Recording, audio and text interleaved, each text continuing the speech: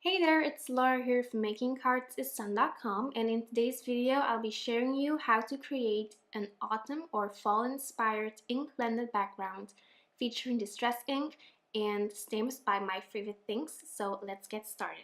First, I'm starting out with a white piece of cardstock that I cut to a standard sized A2 card, so this measures 4¼ of an inch by 5½.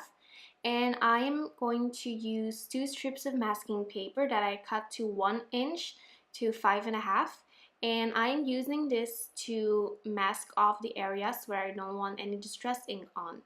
So then it's time to do my ink blending. I am using only 2 distress inks to create this really gorgeous autumn or fall inspired background. So the first color here I am using is Carved Pumpkin, and I am just blending it on quite lightly since this is just my first layer.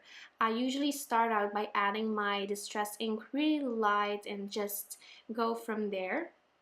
Then I'm using my second color, which is Fossilized Amber, and I'm just doing the same thing like I did with the orange color, so I'm adding it quite lightly on there since this is just my first layer and since I'll be moving on from there.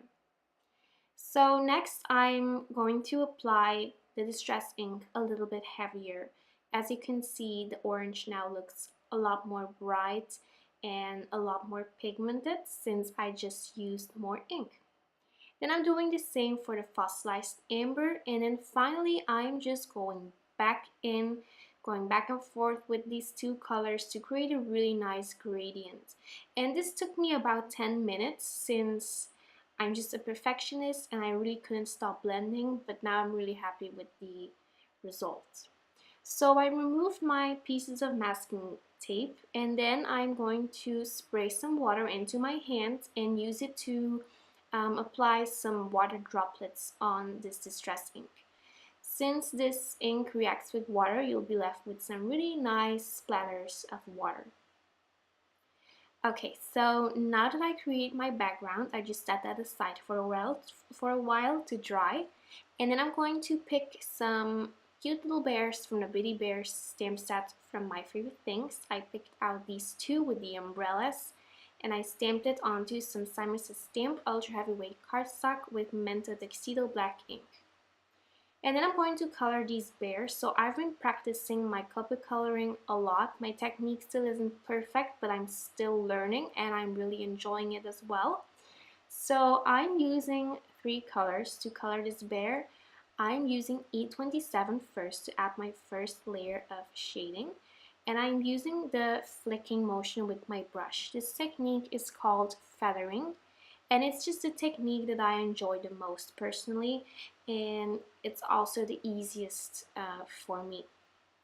So I blend out that darkest color with my midtone, which is E57, and then finally I go in with my highlight, and that color is E55. Then for the leaf, I am using YG67, YG25, and YG23. So for the umbrella, I decided to use red and yellow, so I'm starting out with my red color. So I'm using R29, R24, and R22 to color this, and these colors just blend really well together. Some colors work better together than others, just a little bit of a trial and error process. So then for the yellow, I'm using Y19, Y18, and Y13.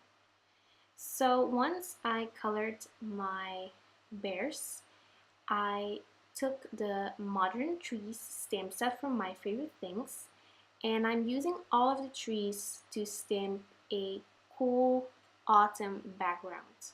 So I am positioning my stamps and I pick them up with my MISTI tool, and then I'm going to ink those up with Archival Jet Black ink.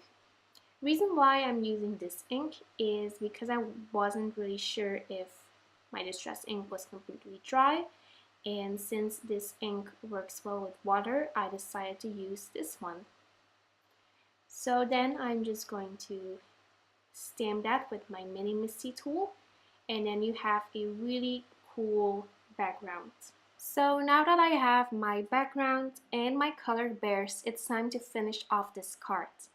I stamped a sentiment from a Birdie Bears stamp set onto my panel, and then I die cut the tiny little heart using a scrap piece of red cardstock and the Birdie Bear dies. So it comes with this really adorable tiny heart die. So I'm adhering my bears and my little heart with some foam adhesive, and I had to cut a really tiny piece of foam adhesive to adhere the heart, and I'm also using my tweezers to position it correctly onto the card. And then finally I'm going to add some shimmer and shine to this card with my Spectrum Noir clear sparkle pen, and I'm also adding a coat of glossy accents for some extra shimmer and sparkle. So that's it for this video. Thank you so much for watching. Make sure to subscribe to my channel for regular updates, and I'll see you very soon. Bye bye.